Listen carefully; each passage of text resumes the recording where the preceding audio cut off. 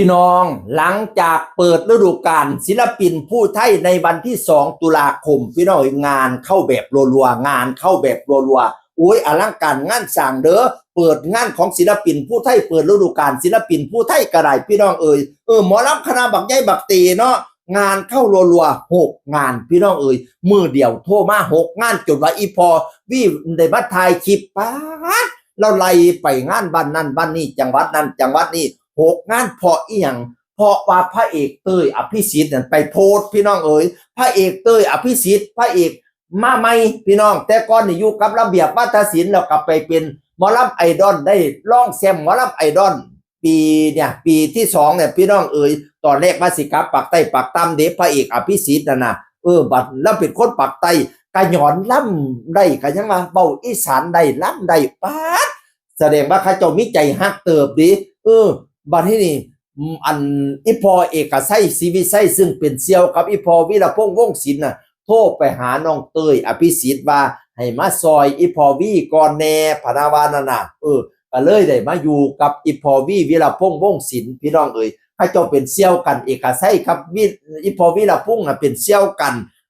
น้องเต้ยไปโพสต์ว่าจังไดว่าติก่อนได้มีงานเข้าไหลมาเทมาน่ะน้องเต้ยโพสต์ว่าจังซี่ล่ะเต้ยอภิสิทธิ์พระเอกเต้ยอภิสิทธิ์น่ะ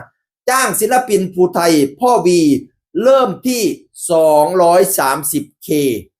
จองคิวด่วนๆครับแล้วก็แจกเบอร์โทรพ่อวีราคา 230K เริ่มต้น 230K แปลว่าจังไดเริ่มต้นที่230,000 บาทเจ้าภาพก็เล่นต่ำกันแล้วเนาะ6 เจ้ามือเดียวนะหมอลำระดับอีพอวีศิลปินผู้ไทยมัน300,000อัพดิแต่น้องเต้ยมาประกาศเริ่มต้นที่230,000 บา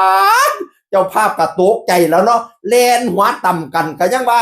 มือเดียวเขา6 งานชุมเจ้าคิดว่าจังไดอีพอวีได้มาไล่สดซี่แจงนะบัดนี้น้องเต้ยอภิสิทธิ์ก็เลยมาโพสต์ว่าจังซี่หลังจากโพสต์ไปงานเข้า6 งานรัวๆเลยครับก็พอถึงมีคอกุมภามีนาจะเต็มแล้วครับจองคิวด่วนๆแจกเบอร์โทรพอวีพร้อมนี่ไปเฝ้าจ้างพี่น้องงานขึ้นบ้านไม่ไปบ้านเข้าเอาเสาลงหลวงโตอันงานกฐินงานผ้าป่างานแจกเขาไปจ้างโลด230,000นี่มันคุ้มสุดคุ้มระดับวงศิลปินผู้ไทยมัน300,000อัพก็ยังว่าหิไป